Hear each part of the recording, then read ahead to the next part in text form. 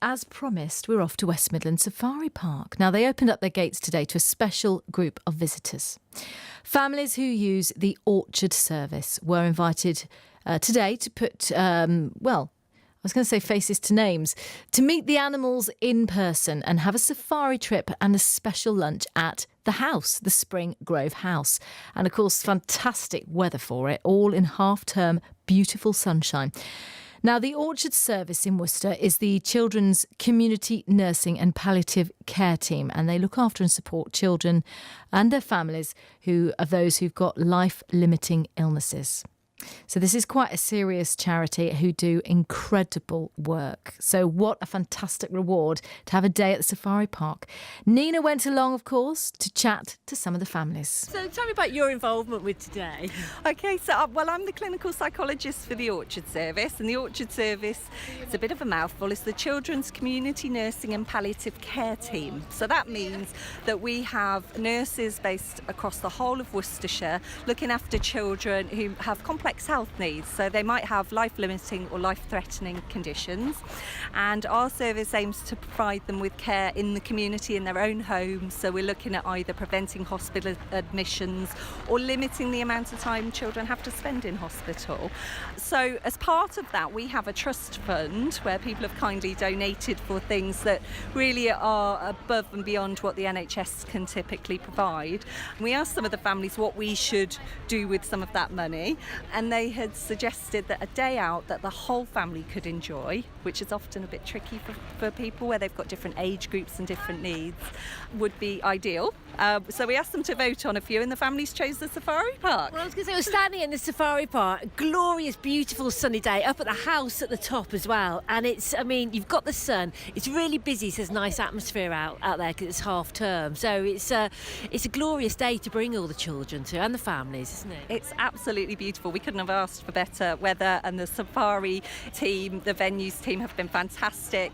We're just really hoping it's a nice chance for our families to get to meet one another as well, because they're not in hospital and getting to meet other families in similar situations, perhaps in the same way. Sometimes that can be quite isolating. So being able to get so many people here today and get together, get to meet one another and have a fab time as a bonus is just fantastic. That's what some of the families were speaking to one of the mums over there, and she was talking about the fact it gave her a chance to speak to other people too. Absolutely, that's really important.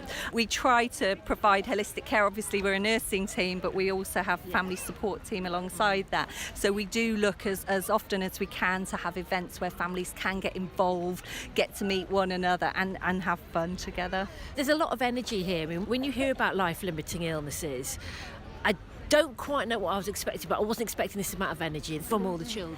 Absolutely, and that's what people often think about when we talk about palliative care. People often think about the end of life phase, which obviously is something our team provide, and post-bereavement support, but it's much more than that. You know, we've got lots of families who will go on, there's treatments available now, lots of different support where families will live well with a complex health condition, and that's our job, really, our role, to support them along with that.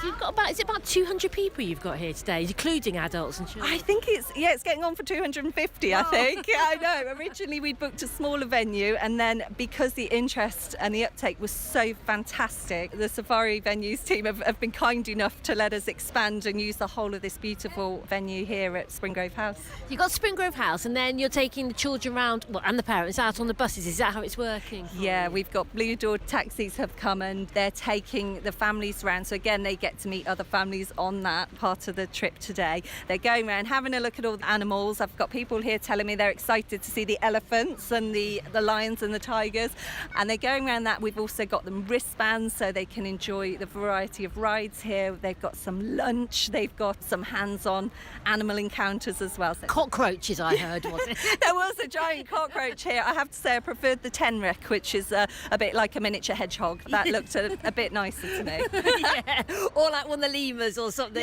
Yeah, something with fur is always good.